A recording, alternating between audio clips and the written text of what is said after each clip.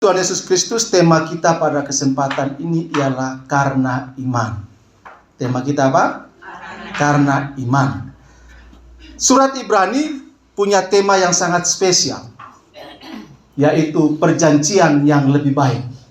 Jadi kalau kita baca surat Ibrani, maka kita menemukan bahwa penulis surat Ibrani ini menginformasikan, memberitahukan kepada seluruh pembacanya, baik dalam konteks dekat waktu itu maupun dalam konteks jauh di hari ini. Penulis Ibrani memberitahukan kepada kita bahwa ada perjanjian yang lebih baik. Amin. Lebih baik dari apa? Lebih baik dari Taurat. Dan itu sebabnya semua pembaca dari surat Ibrani ini diharapkan untuk memahami bahwa perjanjian yang lebih baik itu merupakan jaminan yang pasti bagi setiap orang yang terus berpegang pada perjanjian yang lebih baik itu. Amin. Suami istri masih ingat janjinya? Janji pernikahan. Masih ingat? Mana Pak Darvin? Masih ingat janji nikahnya? Masih ya? Saya berharap demikian adanya. Karena di situ ada janji suci. Ada janji hati yang diikat dalam nama Bapa, Anak, dan Roh Kudus. Dimeteraikan. Sehingga janji itu mengikat. Bukan cuma satu orang yang diikat oleh janji itu, tapi dua belah pihak. Allah mengikat dirinya dengan manusia melalui perjanjian yang lebih baik. Melampaui perjanjian dua negara, melampaui perjanjian dua anak manusia ketika dia membentuk sebuah rumah tangga. Itu sebabnya penulis Ibrani mengingatkan kita untuk terus senantiasa mengingat kepada perjanjian yang melampaui segala perjanjian yang lebih baik itu. Agar dalam siara iman kita di tengah-tengah dunia ini menuju ke akhir yang Dia sudah sediakan bagi kita, yaitu surga yang mulia, kita akan mencapainya dengan penuh kemenangan. Amin. Itu sebabnya dalam surat Ibrani pasal 11 ini secara khusus diisi oleh orang-orang yang betul-betul memahami tentang perjanjian yang lebih baik itu. Dan mereka tahu bahwa pribadi yang mengikat dan memberikan janji itu setia untuk menggenapinya. Maka orang-orang yang ditulis oleh penulis Ibrani dalam pasal 11 ini adalah orang-orang yang terus berpegang kepada perjanjian yang lebih baik itu dalam iman kepada Yahweh Elohim, kepada Tuhan Allah di dalam nama Tuhan Yesus Kristus. Sehingga dalam pasal 11 ini sangat menarik kalau kita membacanya. Mereka adalah orang-orang biasa sama seperti kita. Amin. Mereka adalah orang-orang yang jatuh bangun dalam mengiring Allahnya. Mereka adalah orang-orang yang tidak luput dari kegagalan dalam hidup mereka. Mereka adalah orang-orang yang tidak luput dari dosa-dosa yang besar yang mereka lakukan. Tetapi dalam jatuh bangunnya mereka terus memandang pada Dia yang memberi perjanjian yang lebih baik itu. Kalau lihat manusia pasti hancur hidupnya. Karena kecenderungan manusia ketika lihat sudah ada yang jatuh, bukannya diangkat tapi ditenggelamkan. Tapi Tuhan tidak. Dia tahu umatnya sering gagal. Tapi Tuhan tidak membiarkan. Tuhan selalu ada untuk terus mengangkat, menopang, membimbing, mengarahkan dengan berbagai cara Tuhan, supaya orang-orang dalam surat Ibrani pasal 11 ini boleh menyaksikan bahwa dalam perjalanan iman mereka ternyata tidak sia-sia mereka beriman kepada pribadi yang memberikan perjanjian yang lebih baik itu. Amin. Kita juga beriman pada Dia yang memberikan perjanjian yang lebih baik itu. Amin. Karena itu jemaat yang dikasihi oleh Tuhan Yesus Kristus, para tokoh Alkitab menjalani kehidupan mereka dan bagaimana mereka merealisasikan pengalaman iman mereka dengan Allah yang mereka tahu, yang telah memberikan perjanjian yang lebih baik. Ayat yang kelima, sebagai pribadi yang pertama, yaitu Henokh. Masih ingat khotbah saya yang lalu? Henokh anaknya siapa? Minta ampun.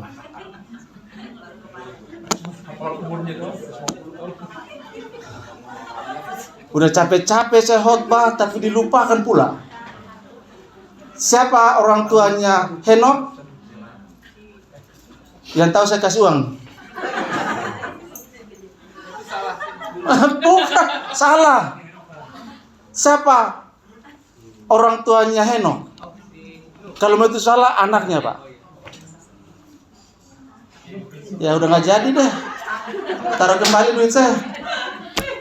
Soalnya siang ini kan, jadi saya harus membuat supaya bisa jangan ngantuk kita. Orang tuanya Henok ya, Yared.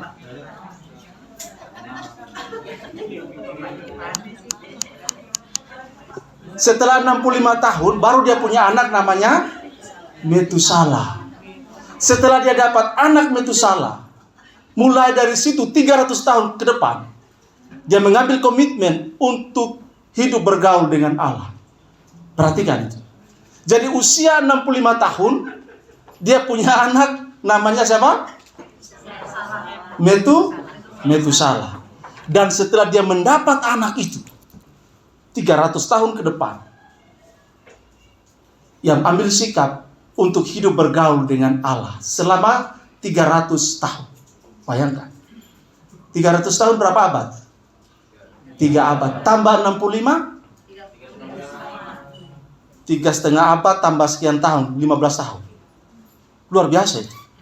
Ya kan? Tapi dari tahun pertama sampai tahun ke-65, dia biasa aja, dan orang-orang pada waktu itu biasa saja.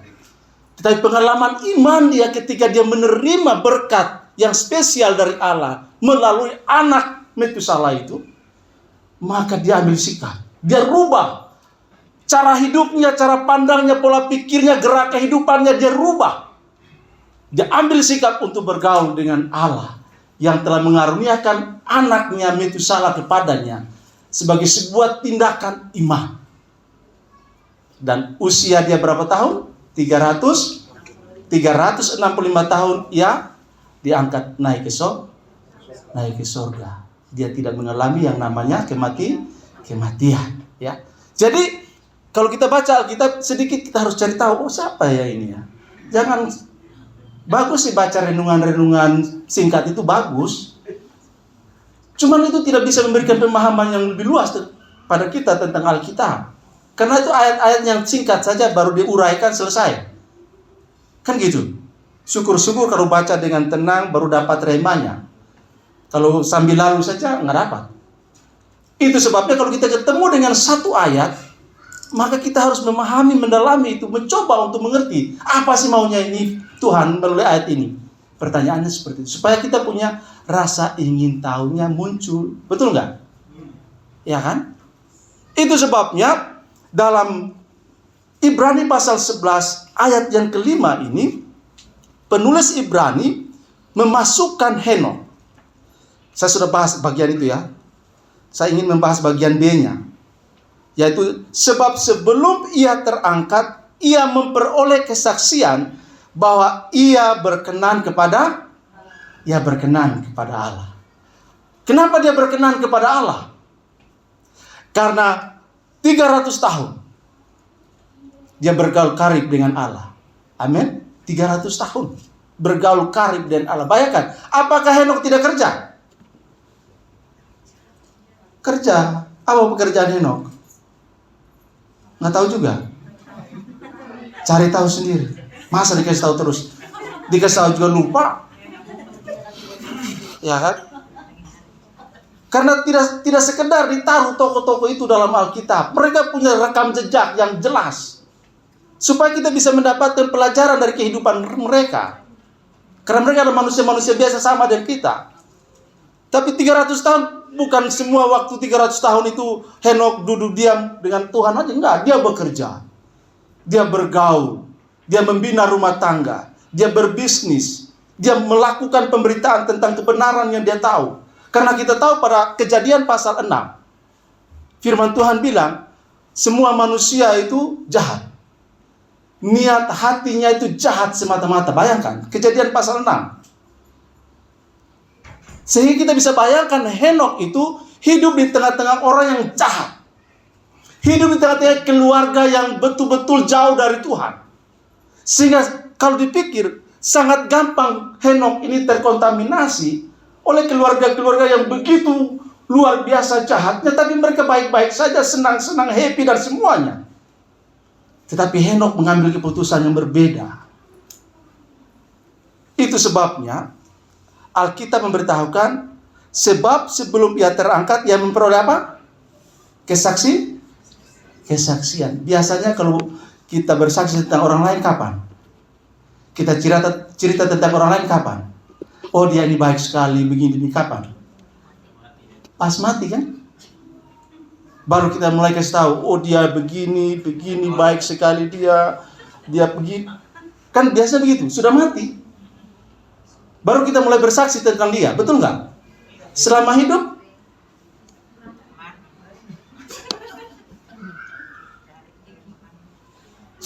biarin cuek aja kita kan. Terserah dia, ngapain ngomong tentang dia. Malah kita gosipin dia kan. Kan gitu. Tapi ini, sebelum dia terangkat, dia mendapat kesaksian. Artinya dia masih hidup kan. Bahwa dia berkenan kepada Allah. Artinya selain kesaksian dari pihak Allah, yang tentunya kesaksian Allah tentang Henokh pasti tidak salah. Benar semua kan? Allah yang bersaksi, kecuali saya yang bersaksi tentang Pak Darvin, pasti saya ada salahnya. Karena kalau saya bersaksi ada unsur subjektivitasnya, ya kan? Bisa saya bersaksi baik kepada Pak Darvin, karena waktu saya ulang tahun dia kasih hadiah. Misalnya. Contoh saja, jangan serius Pak. Atau Pak Seri Goriga ulang tahun hari ini ya? Oh iya. Nanti kita makan Pak. Tenang saja. Karena ada istri. Iya kan?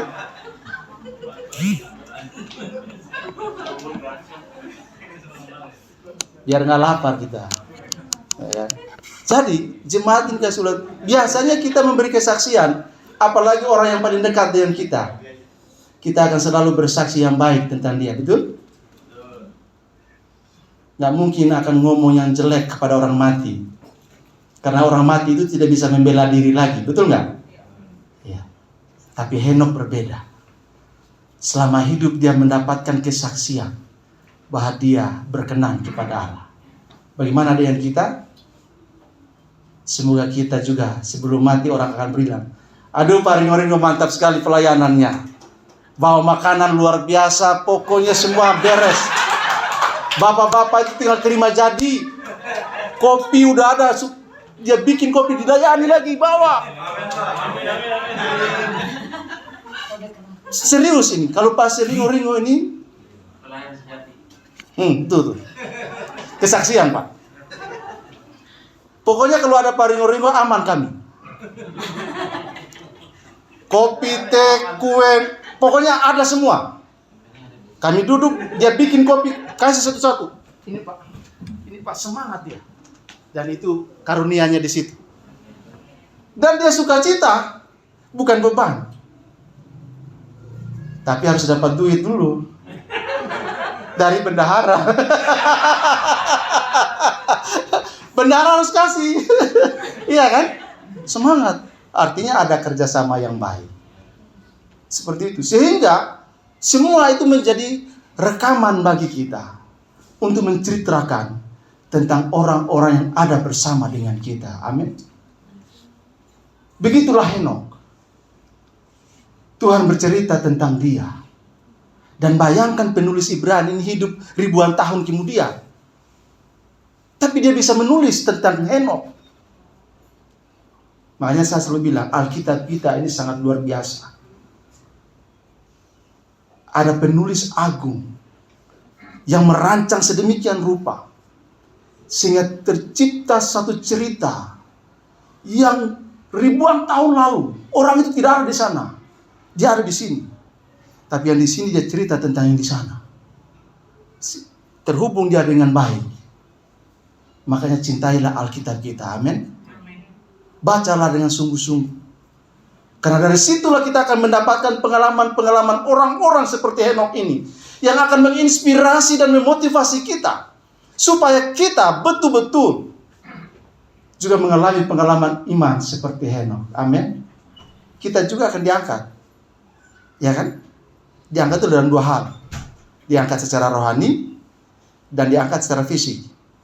Secara rohani ketika Tuhan Yesus datang jemput kita malam-malam, selesai kan? Kita dibawa pulang. Ada yang tahu kapan Tuhan datang bawa? Nggak ada kan? Nggak ada. Lalu pas dia datang kedua kali, kita diangkat. Selagi kita, kalau kita masih hidup, maka kita diangkat sama-sama. Ya kan? Jadi, betapa pentingnya Henokh menjaga, merawat, membereskan, membersihkan seluruh gerak hidupnya. Di tengah-tengah angkatan, di tengah-tengah generasi yang begitu jahat, moralitas yang rusak, penuh dosa, dari hatinya saja sudah ada niat jahat, dan Allah menyesal. Itu sebabnya pasal 7 nanti ketemu dengan Nuh, nanti ketemu. Ya, Allah marah besar dan mau menghukum dengan apa? Air bah. Nanti kita akan masuk ke Nuh. Saya bahas dulu ini Henokh. Jadi jemaat yang dikasih oleh Tuhan Yesus Kristus, betapa pentingnya perjuangan iman di tengah-tengah keberdosaan manusia. Dan tidak jauh berbeda dengan zaman kita sekarang ini. Yang baik menjadi jelek, yang benar menjadi salah, yang salah menjadi benar. Bantuan yang baik dianggap tidak baik. Betul nggak? Makanya kan heboh di media sosial kan? Bantuan gereja ke mereka yang mengalami gempa Cianjur. Sobek. Itu jadi polemik juga. Nama gerejanya disobek. Dan orang Kristen juga bereaksi. Ngapain bawa nama-nama gereja di situ? Mau cari nama. Ya udah wajar, udah pasti itu. Bantuannya diterima kan? Namanya gak penting. Ya kan? Makanya gereja juga harus mulai memikirkan, menata ulang misi kemanusiaannya. Ya kalau diaspora Cawang kan enak bisanya kan? Sudah dipersiapkan, sudah ada komunikasi jauh-jauh sebelum. Ada humas kita. Berkomunikasi. Itu enak. Sehingga waktu eksekusi landingnya bagus ya. Nanti kita lihat videonya. Nah, ada videonya nanti. Ya. Sehingga misi kemanusiaan gereja harus ditata ulang. Tapi kadang-kadang gereja ini kan sudah tahu ada begitu, kan bukan baru. Sudah berulang-ulang terjadi. Tapi gereja tetap aja melakukan ulang-ulang, ya ditolak. Kalau ditolak marah dia. Makanya gereja harus menata ulang pelayanan misi kemanusiaannya supaya bisa dia membumi, diterima.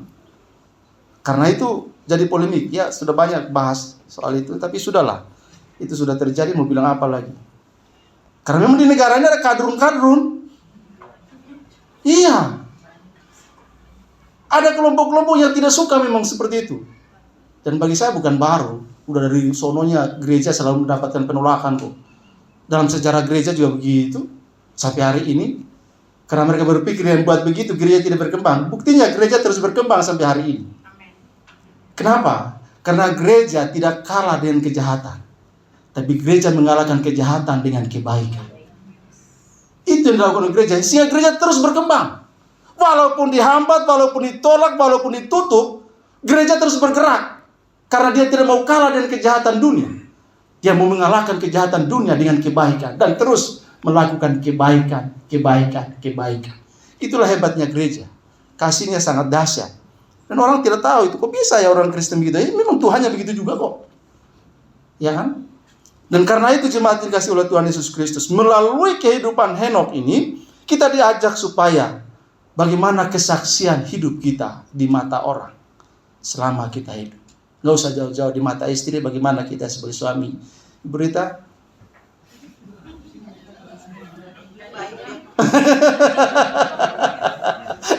Iya kan? Seperti itu kan? Jadi nggak usah jauh-jauh, kita mulai dari yang paling dekat. Suami. Gimana suami? Baik ya suamimu? Karena dia tidak mau ngomong sama pendeta jelek. Baik suami saya. Padahal dia tutupin. Tahu tanya, gimana istrimu Pak? Baik nggak? Kalau istri saya baik dia. Bangun pagi-pagi masak. Oh iya. Ya masaknya enak sekarang. Istri saya. Sekarang. Serius. Sebelum-sebelumnya nggak enak. Ini jujur ini. Tapi puji Tuhan, waktu membuktikan. Proses. Jadi makan saya enak sekarang. Kalau tidak percaya, tanya anak saya. Ada anak saya. Oh ya percaya.